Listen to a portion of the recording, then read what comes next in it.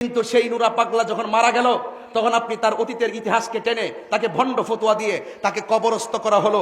সেই কবরের ভিতর থেকে আপনারা তাকে লাঠি দিয়ে আঘাত করে করে কবর খুঁড়ে তার লাশটাকে বের করলেন। বের করার পরে তার লাশকে নিয়ে উল্লাস করেন, আল্লাহু আকবার, নারায়ে তাকবীর, আল্লাহু আকবার স্লোগান দিয়ে দিয়ে আপনারা সেই লাশটার মধ্যে আগুন ধরিয়ে পুড়িয়ে দিয়েছেন। আমার তো মনে হয় না এখানে যারা আছেন 60 বছরের মানুষ আছে, 70 বছরের মানুষ আছে, স্বাধীনতার আগে পরের মানুষ আছে, আপনাদের জীবনে কোনোদিন দেখেছেন কোন কবর থেকে লাশ তুললা, মুসলমানের লাশ তুললা আগুন দা পুরাইছে? এমন ইতিহাস কি বাংলাদেশে হইছে? আমরা কি বাংলাদেশ দেখছি? আমরা কি দেখছি? এই জন্যই বলে যে ইসলাম ছিল শান্তির ধর্ম, আজকে ইসলাম ধর্মটারে উগ্রতার দিকে নিয়ে যাচ্ছেন। ইসলাম একটি শান্তির ধর্ম, মানবতার ধর্ম। এই জন্য আমি বলবো, প্রশাসনকে বলবো, এই ঘটনার সাথে যারা জড়িত তাদেরকে অনতিবিলম্বে আইনের আওতায় আনার জন্য কথা বলেন, ঠিক না বেঠে? আমি যদি নেশা করি, আমি যদি জেনা করি, আমি যদি ব্যভিচার করি, আমি যদি কুফরি করি, আমি যদি মুশরিক হয়, তাহলে আপনার উচিত কি আমার নামে আপনি ধর্ম অবমাননার মামলা করা? কেউ যদি নবীর বিরুদ্ধে কথা বলে আপনার উচিত কি তার বিরুদ্ধে ধর্ম অবমাননার মামলা করা, নাকি আপনি তাকে ধরে মেরে ফেলবেন? একটি বর্বর ইতিহাস রচিত হয়েছে আজকে। আমি দেখেছি নুরা পাগলা নামে একজন মানুষ মারা গেছে। যদি তার জীবনে অন্যায় করে থাকে, তার জীবনে যদি শিরিক করে থাকে, তার জীবনে যদি ভণ্ডামি করে থাকে, তার জীবনে যদি কোনো ধরনের কুফরি করে থাকে, সরাসরি বহির্ভূত করে থাকে, সে যদি একদিন করে থাকে, 1 মাস করে থাকে, আপনি মুসলমান হিসেবে দরকার ছিল বাংলাদেশের প্রচলিত আইনে তার বিরুদ্ধে ধর্ম অবমাননার মামলা করে তাকে গ্রেফতার করানোর কথা বলেন, ঠিক কিনা? কিন্তু সেই নুরা পাগলা যখন মারা গেল তখন আপনি তার অতীতের ইতিহাসকে টেনে তাকে ভণ্ড ফতোয়া দিয়ে তাকে কবরস্থ করা হলো। সেই কবরের ভিতর থেকে আপনারা তাকে লাঠি দিয়ে আঘাত করে করে কবর খুঁড়ে তার লাশটাকে বের করলেন। বের করার পরে তার লাশকে নিয়ে উল্লাস করেন, আল্লাহু আকবার, নারায়ে তাকবীর, আল্লাহু আকবার স্লোগান দিয়ে দিয়ে আপনারা সেই লাশটার মধ্যে আগুন ধরিয়ে পুড়িয়ে দিয়েছেন। আমার তো মনে হয় না এখানে যারা আছেন 60 বছরের মানুষ আছে, 70 বছরের মানুষ আছে, স্বাধীনতার আগে পরের মানুষ আছে, আপনাদের জীবনে কোনোদিন দেখেছেন কোন কবর থেকে লাশ তুললা, মুসলমানের লাশ তুললা আগুন দা পুরাইছে? এমন ইতিহাস কি বাংলাদেশে হইছে? আমরা কি বাংলাদেশ দেখছি? আমরা কি দেখছি? এই জন্যই বলে যে ইসলাম ছিল শান্তির ধর্ম, আজকে ইসলাম ধর্মটারে উগ্রতার দিকে নিয়ে যাচ্ছেন। ইসলাম একটি শান্তির ধর্ম, মানবতার ধর্ম। এই জন্য আমি বলবো, প্রশাসনকে বলবো, এই ঘটনার সাথে যারা জড়িত তাদেরকে অনতিবিলম্বে আইনের আওতায় আনার জন্য কথা বলেন, ঠিক না বেঠে? আজকে আপনি কোন ব্যক্তি ভণ্ড, কে ভালো মন্দ যুক্ত জন মারা যায় তখন সেটা আল্লাহর হাতে ছেড়ে দিতে হয়, কথা বলেন, ঠিক না বেঠি? আপনি বলুন তো, একটা মানুষ মারা যাওয়ার পরে কবর থেকে উঠায় আগুন ধরানো কি ইসলাম অ্যালাউ করে? কথা বলে অ্যালাউ করে? সে মারা গেছে, সে যদি ভণ্ড হয়, সে যদি প্রতারক হয়, সে যদি জাহান্নামী হয়, জান্নাতি হোক বা জাহান্নামী হোক, এটার ফায়সালা আল্লাহ করবেন। তুমি কবর থেকে উঠাইয়া তার গায়ে আগুন ধরাইছো, তুমি কয় নম্বর তুমি জানো নি? কথা বলেন, ঠিক না বেটি?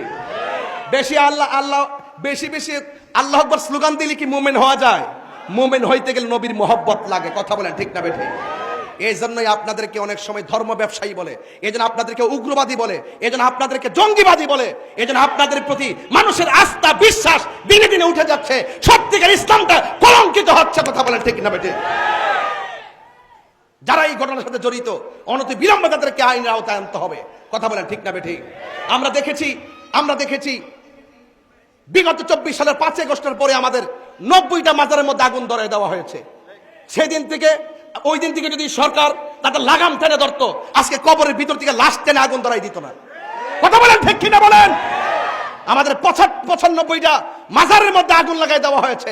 এই দেশে ইসলাম এনেছেন আল্লাহর ওলিগণ, এই দেশে শান্তির বার্তা ঘরে ঘরে পৌঁছে দিয়েছেন আল্লাহর ওলিগণ। সেই আল্লাহর ওলির মাজার যখন আগুন লাগাই দিয়েছেন, বুঝতে হবে আপনারা ইবনু আব্দুল ওয়াহাব নজদির এজেন্ডা এই দেশে বাস্তবায়ন করতে চান, কথা বলেন, ঠিক কিনা? আহলে সুন্নাত ওয়াল জামাত এগুলো বরদাস্ত করবে না। শান্তিতে কথা বলি, ভদ্রভাবে কথা বলি, খানকায় বসে আমরা মুরাকাবা মুশাহাদা করি, আমাদেরকে রাজপথে নামতে বাধ্য করবেন না, বলে দিলাম, ঠিক কিনা বলেন? এই জন্য ইন্টারিম গভর্নমেন্টকে বলবো, অনতিবিলম্বে সেই উগ্রবাদীদেরকে আইনের আওতায় আনা হোক। আমি আশা করব সকল ধর্ম বর্ণ যত দলের লোক আছেন প্রত্যেককে বলবো এই ঘটনার তীব্র নিন্দা জানানোর জন্য, কথা বলে, ঠিক না বেঠি? এটা অত্যন্ত দুঃখজনক। এই যে আপনারা ভৈরববাসী শান্তিতে আছেন, এই শান্তির বার্তা ছড়িয়ে দিবেন। আপনাদের মাঝে উগ্রতা নাই, নিন্দা নাই, হিংসা নাই এবং গীবত নাই।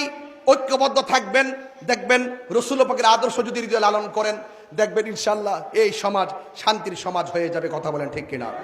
তা আমার নবী দুনিয়াতে এসেছেন হেদায়েতের নূর নিয়ে। কথা বলেন না?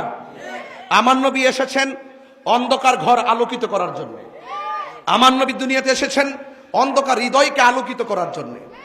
সেই জন্য আমি আপনাদেরকে অনুরোধ করব, রাসূল পাক যা নিয়ে এসেছেন তা আমাদেরকে গ্রহণ করতে হবে। এখন বলুন, আমার নবী কি নামাজের পক্ষে না বিপক্ষে? আরো বড় করে বলুন, পক্ষে। এখন নামাজ আপনি পড়তে যান না, এই জন্য আমরা কি গিয়ে আপনার ঘরে আগুন লাগাই দিব? কথা কন না কেন? আপনার কাজ হলো দাওয়াত দেওয়া, মানা না মানা তার ব্যাপার। একবার অন্যায় করে যা কিছু করে তার বিচার আল্লাহ করবেন। আপনার যদি গায়ে লাগতো তাহলে আপনি তার বিরুদ্ধে অ্যাকশন নেন, আইনি পদক্ষেপ নিতে পারতেন। কিন্তু আমার মনে হয় এই সংস্কৃতিটা ভালো সংস্কৃতি না। আজকে হয়তো বা আপনি কাউকে তুলে আগুন ধরাই দিবেন, আরেকদিন এমনও তো হতে পারে আপনাকে তুলে হাড্ডি সহকারে গাঙ্গে বাসায় দিতে পারে। তাহলে কি সংস্কৃতি আপনি দেখাচ্ছেন? এটার নাম ইসলাম না। এইরকম আচরণ ইসলাম অ্যালাউ করে না। আল্লাহ আমাদের সকলকে বোঝার তৌফিক দান করুক। আমিন কর। আরো বড় করে বলেন আমিন। যাই হোক বাবার, আমার সময় 2:30টা পর্যন্ত, এর ভিতরে আমি ওয়াজ গুছাবো। যা বলতেছি আমার প্রয়োজনের পরিপ্রেক্ষিতে বলতেছি। ঘটনা টান দিলে আপনারা বুঝবেন না, এই জন্য বলবো আমার রাসূল আজকে রাত্রে দুনিয়াতে এসেছেন। এই রাত্রটার দাম কম না বেশি? মা আমেনা কয়, মা আমেনা বলেন আমি তো শুনতেছি অনেক মাস ধইরা নবী আমার মাঝে আছে।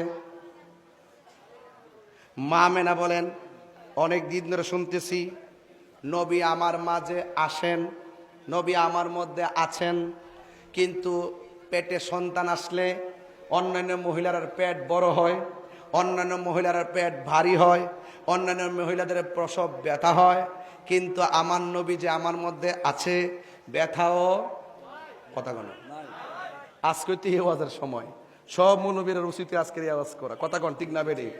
কারণ আমার নবী দুনিয়াতে আইছে এই রাত্রটা সাধারণ না। তাইলে মা মেনাকে আমার প্রসব ব্যথা ঘুমাই যাইছ কেন? তুই এমনি সারিস এই দুনিয়া তুই নাই, পুরা ইন্ডিয়া। মা মেনা বলে আমার পেটে ব্যথা, আরো বড় করে পেটে ব্যথা। মা মেনা বলে আমার পেটের কোনো পরিবর্তন। কিন্তু আমি যে শুনলাম মাসের পর মাস, এখন মাস তো শেষ। অন্যান্য মাস মানুষের 10 মাস 10 দিন, যদি কোনো মহিলার 13 মাস হয়ে যায়, চিন্তার কারণ আসেনি? কথা বলে চিন্তার কারণ আসেনি? আছে। মা মেনা কয় আমি তো শুনতেছি আমার মাসও, এখন আমি তো বড় টেনশনে, শুধু শুনতেছি নবী আছে, দেখি তো না। সন্তান দেখার জন্য মায়ের একটা আকাঙ্ক্ষা থাকে কি থাকে না? ঠিক ওই মুহূর্তে গভীর রজনীতে মা মেনা কয় আমি স্বপ্নে আমি দেখতেছি আমার ঘরের ভিতরে সবুজ রঙের একটা পাখি ঢুকছে। বলেন কি রঙের পাখি?